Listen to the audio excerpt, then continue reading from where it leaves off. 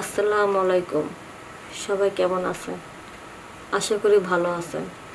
আমিও ভালো আছি। একদিন আমার মায়ে বেড়াতে গেছিল। এখন ওই ছাগলটারে না, আমাকে যে ছাগল আছে ওটাকে মা পালতো, লালন পালন করতো। তো মা কি করলো, ওই নানির বাড়ি বেড়াতে গেছে। নানি নাকি খুব অসুস্থ।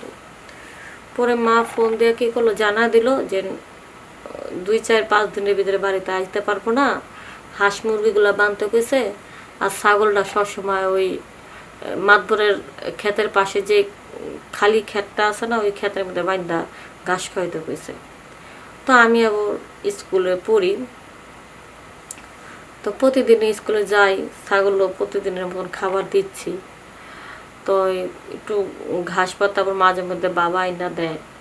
বাবা তো বেশিরভাগ কাজ করে, সকালবেলা দুগা ঘাস আইনা দেয়, ছাগলে দেয়, খাওয়ায়। আবার বিকেলবেলা কাজের থেকে আয়, রিক্সা চালায় আহে, আইয়া আবার যেতর উপরে দেখাশোনা করে। তো আমি তো ছাগলে ঘাস ঘুষ খাওয়াই আর আইন্দা বাইরা ওই ছাগলে কী করি, মাতবরের ক্ষেতের পাশে ওখানে বাইন্দা থুইয়া তারপর আমি ওই স্কুলে যাই।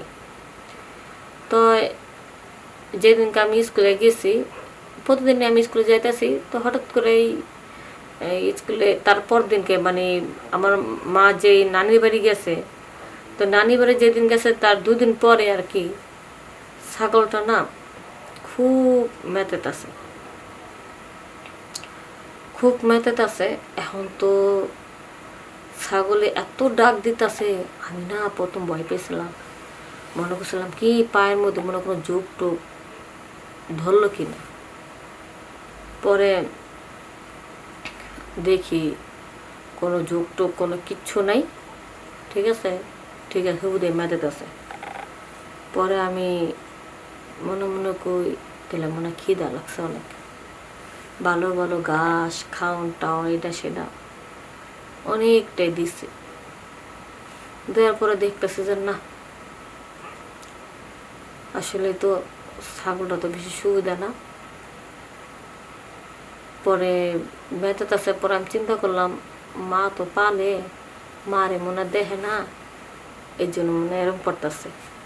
পরে আমি স্কুলে গেছি, এই মাতবরে খেতে বাইন্দা দিয়া। এখন স্কুল থেকে আইসেও তো দেখতেছি যে ছাগলটা হেই মেতান মেতান শুরু করছে, মানে থামাথামি আর নাই। এখন বাবা আইসে মতো, বাবার উপরে বাবা রাতের বেলা বাবা আইসে, বাবারকে বাবা আজকে 2 দিন ধরে না ছাগলটা না খুব মেতায় বাবা, ছাগলের কোনো অসুখ বিসুখ হয়েছে কিনা। মানে আমি কিন্তু আর জানি না যে ছাগলের কি, ছাগলটা যেন ওই কাজটা করে আমি তো আর অতটা বুঝি না। আবি এত মাইয়া না আমি, তখন আমি তো আর অতটা বুঝি না। পরে বাবা কয় আমি তো বুঝছি ছাগলের মেতা কি লেগা, তো আমি তো ভাবছিলাম যে পাঠার কাছে ছাগলটারে নিয়ে যাবো। তো আমি তো সারাদিন রিক্সা চালাই, মারে সময় পাই না। তাহলে তুই একটা কাজ কর, এই যে উত্তরকান্দি যে তোর প্রতিবেশী সুকিনা খালা আছে না, এই খালা বাড়িতে যাবি। হে বাড়ি যায় জিগেবি যে পাঠালা বাড়ি কোনটা, হেলে হ্যাঁ দেখা দিব। কইস যে না আমি গিয়াস উদ্দিনের মাইয়া, তাইলে তোর পরিচয় পাইব যে বাবা তো আইতে পারে না। তো বাবা কইছে আমার পাঠালা বাড়িটা দেখা দিতে। তো বাবা আমার 200 টাকা দিল, উপাইতে পাঠা দিল। তো ওই দিন আমি আর স্কুলে গেলাম না, পাঠা নিয়ে গেছি। আমি আবার স্কুলের ড্রেস মেস পইরা একবারে আর কি ওই আছি, ওই গেছি যে যদি সময় পাই তো ওদিক দিয়ে স্কুলে চলে যাই, ছাগলটার বাড়ির বগলে ছাইড়ে দিয়ে ওই হিসাব করে আমি রেডিমেড হয়ে গেছি। তো হঠাৎ করে কি করছি, ওই সুকিনা খালার বাড়িতে গেছি। তো পাঠাটা দেখা দিছে পাঠালা বাড়ি কোনটা দেখা দিছে। তো আমার কইলো কি যে যান ঘরের পিছনে যান, মনে পাঠা বান্ধা আছে, যান। এখন ঘরের পিছনে গেছি, দেখি পাঠাটা ভাই আমার হাতে ছাগল দেখা কেমন লেরম দরম করতেছে, মনে হইতেছে কি দড়িটা ছিঁড়ে একবার বাইরে পড়বো। এখন এরম যখন শুরু করছে, ইয়ার মধ্যে কি হলো, হালকা হালকা বৃষ্টি। এখন যাদের পাঠা হেরা তো দিছে, এখন হ্যাঁ কইতাছে কি আপনার ছাগল পাঠা দিয়া কাম করন লাগবো, আঙ্গ পাঠা ঠিক মতন কাম করতে পারছে কিনা হয়েছে কিনা ওটা আপনি দাঁড়া দাঁড়া দেখেন, পরে কিন্তু আপনার কইবেন না যে ঠিক মতো কাজ হইল না, এতগুলো টাকা নিলাম। এখন বৃষ্টি যেহেতু আইতেছে তাহলে আমি ঘরে যাইগা, আপনারটা আপনি বুঝে নেন। এখন আমি চিন্তা করলাম পাঠও ছাগলে ধরছে আর বৃষ্টি ওই দিকটা হালকা হালকা পড়তেছে, যেভাবে পাঠা ছাগলে ধরছে এখন তো ছাগল তো ছাড়বো না, তো কাম যেহেতু চালাইতেছে তো চালাইতে থাক। আমার শরীরে যদি একটু বৃষ্টিতে ভিজে তো ভিজুক, আজকে লাগলে ভিজতে ভিজে বাইতে যাও। সাদা স্কুল ড্রেস পরা আসলাম, আয় হায় ওই যে হালকা হালকা ভিজাতে ভিজাতে আমার পুরা জামার এই শরীরটা ভিজে গেছে, আমি আর খেয়াল করতে পারিনি ভালো করে। এখন ওই ছাগলের, এখন আমার তো বডি ফিটনেস যা আছে, আমার শরীরে অঙ্গ প্রত্যঙ্গ কাটিং মাটিং কেমন সব কিছু তো ওই সাদা ড্রেসের উপর দিয়ে বোঝা যাচ্ছে। এখন পাড়া তো ওই পাড়ির ইচ্ছা মতন যা দেওয়া দিছে, কিন্তু আমার মিন যখন পাড়া দেখছে ভিজা শরীরে সব কিছু স্পর্শ বোঝা যাইতেছে, তখন তো পাড়া তো আমার দড়ি ছিঁড়া পারলো তো আমার দিকে হাত, মানে খুব চেষ্টা চালা যেতেছে। এখন আমি দেখি আমার দিকে মাথা দিয়ে এরকম ডুয়া ডুয়া মানে গুতানি দেখাইতেছে, একটু পর পরে যে পাড়ার ওই জিনিসটা বাইর করে দেখাইতেছে। এখন ছাগলটা তো আমি সরে আড়ালে নিছি, আর পাড়া যে আমার দিক কেরম করতেছে, মানে কেরম করতেছে কেন পাড়া আমার দিকটা। এখন আমি তাকায় দেখি আমার নিজের দিকে, আই হাই বৃষ্টির পানিতে পইরা মানে এগুলি সব বোঝা দিতেছে। এখন পাটা বারবার ওই জিনিসটা বাইর করতেছে, তো আমারও দেখতে ভালো লাগছে। আমি আবার যে খাড়া খাড়া ছাগলের সাথে পাটা কি করলো দাঁড়া দাঁড়া এতক্ষণ দেখছি না, ওগুলি দেখা আমার ভিতরে একটা ফিলিংস চলে এসে, একটা মনের মধ্যে একটা প্রেম প্রেম ভাব চলে এসে।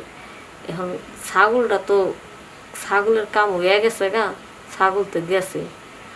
পাড়াটা যখন আমি একটু দড়িটা খুইলা দিলাম, পাড়া দেখি কি আইসা আমার পিছনে জানি কেমন করতেছে, জিবরা লইয়া তার মুখ দিয়া কেমন জানি একটু আমার কাছে আসে, একটু আদর করতেছে আমারে, মানে আমার কিছু কয় না। এখন আমি তো হুট করে আমার শরীরের দিকে তাকায়, তার মুখ দিয়ে আমার কিছু কিছু জায়গায় টাচ করে, এখন আমার কাছে ভালো লাগতেছে। তখন আমি চিন্তা করলাম তাই জন্য তো ছাগলের দিনটা 24 ঘন্টা খালি ট্যাডে আর চিৎকার দেয় কিল্লিগা, এই জিনিসের জন্য এত মজা, এ পাওয়ানোর লেগে তো ছাগল খালি কাঁদে যখন ওর মন চায়। তাহলে ছাগলও যেহেতু মজা পাইছে তাহলে আমি তো আরো মজা পাবো।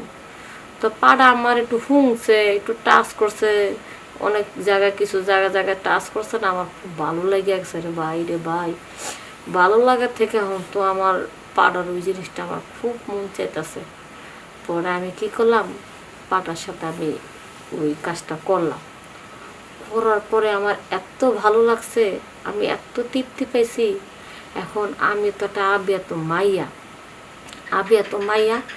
এখন আমি যখন মজা পাইছি তখন কি করছি, আমি তো বাসাটা চিনে গেছি, যখন পাড়ার মালিক যে পাড়া পালে হ্যাঁ যখন বাড়িতে না থাকি একটু এদিক সেদিক যায়, আমি মাঝে মধ্যে আইসা তো আমার যখনই মন চেত আমি ওই ফাঁকে ফাঁকে আইসা, যখন পাড়ার মালিক না থাকতো তখন ওই পাড়ার সাথে আমি ওই কাজটা করতাম।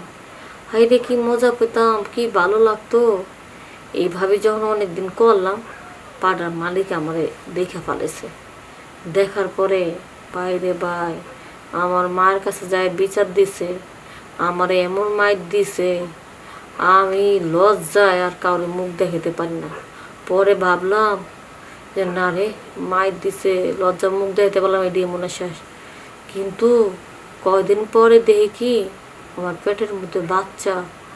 পরে চিন্তা করলাম আমি যেহেতু প্রেগনেন্ট হয়েছি তাহলে তো পাঠার বাচ্চাই হইব, তো আমি তো প্রেগনেন্ট হয়ে গেছিলাম।